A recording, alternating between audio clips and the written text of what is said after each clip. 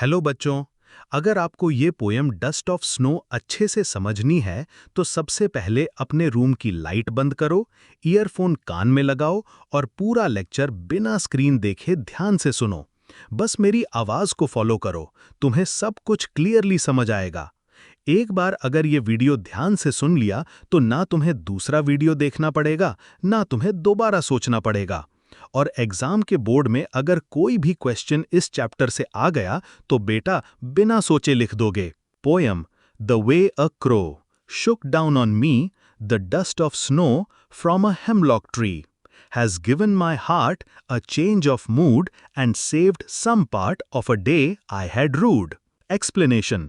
Poet कहते हैं कि एक दिन जब उनका दिन बिल्कुल बेकार जा रहा था तब अचानक एक क्रो काला कौवा एक हेमलॉक ट्री पर बैठा और उसने अपनी बॉडी हिलाई।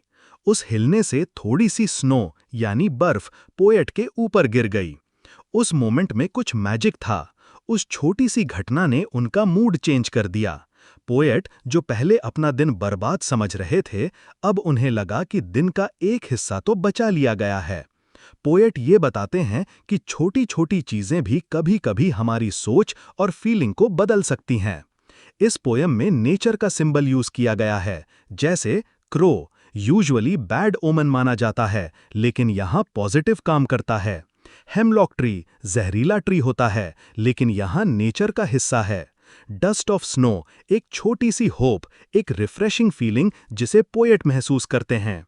Important questions and answers. 1. What is dust of snow? What does the poet say he has gained from it? Dust of snow का मतलब है बर्फ के छोटे छोटे टुकड़े। पोएट के ऊपर जब क्रो ने बर्फ गिराई तो उनका मूड बदल गया। जिस दिन को वो बर्बाद मान रहे थे उस दिन का एक हिस्सा बच गया। पोएट ने इससे एक इमोशनल रिलीफ महसूस किया। 2. How did the crow and hemlock tree change the poets mood? Crow और हेमलॉक ट्री दोनों नेगेटिव सिंबल्स होते हैं, लेकिन यहाँ इन दोनों ने पोएट का मूड पॉजिटिव बनाया।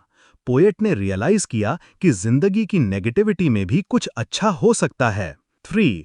What message does the poem convey? ये पोयम बताती है कि कभी-कभी छोटी सी घटना भी हमारी सोच को बदल सकती है। अगर हम नेचर से जुड़ जाएं तो हमें पॉजिटिविटी मिल सकती है। पोएट के मूड का चेंज बताता है कि हर दिन के हर पल में एक होप होती है। 4. What do crow and hemlock symbolise in the poem? Crow और हेमलॉक ट्री यूजुअली नेगेटिव चीजें होती हैं, लेकिन पोएट ने उनका यूज किया एक पॉजिटिव मोमेंट क्रिएट करने के लिए। पोयम हमें सिखाती है कि पॉजिटिविटी कहीं से भी आ सकती है, बस सोच अच्छी होनी चाहिए। 5.